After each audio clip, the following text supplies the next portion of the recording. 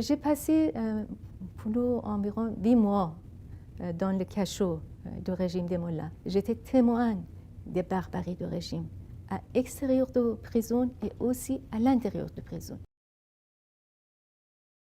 Je m'appelle Massoumeh Raouf, je suis écrivain et ancien journaliste et ex-prisonnier politique du régime des Mollahs. J'appartiens aux générations de la révolution iranienne qui descendent dans la rue pour demander un Iran libre et démocratique. Petit à petit, le régime a commencé de réprimer tous les groupes politiques. Moi, mon frère, ma famille, nous étions les familles qui participaient dans la révolution. Et nous sommes rentrés dans la résistance pour se battre. Dans cette période-là, pendant 2 ou 3 mois, j'ai récolté beaucoup de photos des victimes, des biographies que j'ai envoyées pour notre organisation.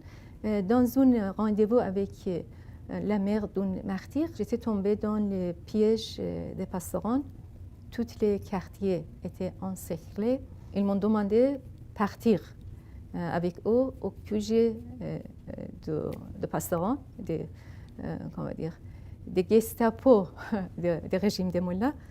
Et je n'ai pas accepté, j'ai essayé de résister. Tous les quartiers, les gens sont venus m'aider, mais ils ont tiré dans l'air et ils m'ont jeté dans la voiture aux forces. Le soir même, mon arrestation, les Maliens, les yeux bandés, j'étais torturée, fouettée et sous un dur interrogatoire, malgré que les passerons ne me connaissaient pas, il n'y avait pas aucune preuve contre moi. Seulement, il y avait un doute que peut-être j'appartiens aux Moudjahidines du peuple d'Iran. Le juge Sharia, dans 10 minutes, il m'a condamné à 20 ans de prison parce qu'il y avait ce doute. S'ils étaient sûrs, c'était exécution rapide en quelques jours. Nous avons décidé de faire une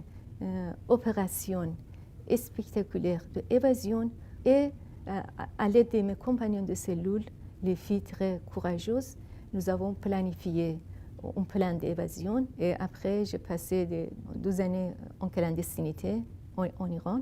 Toutes les filles de la cellule ont été torturées et battues et après transférées dans différentes prisons de l'Iran.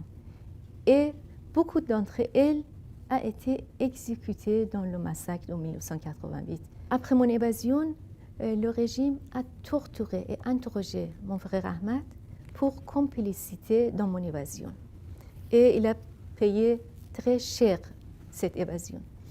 Et aussi, le régime des Mollahs a arrêté ma mère. Quand j'étais en clandestinité, ça posait très lourd pour moi. Est-ce que je continue la résistance?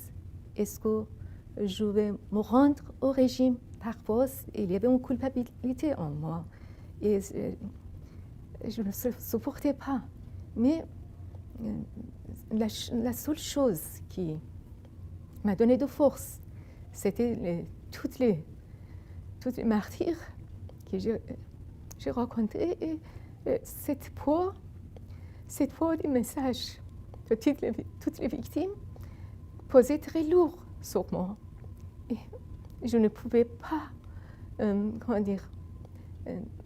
penser seulement à mon bonheur, à ma vie et aussi à ma famille. Pendant des années, la première cible du régime des Mollahs était les femmes, répression des femmes.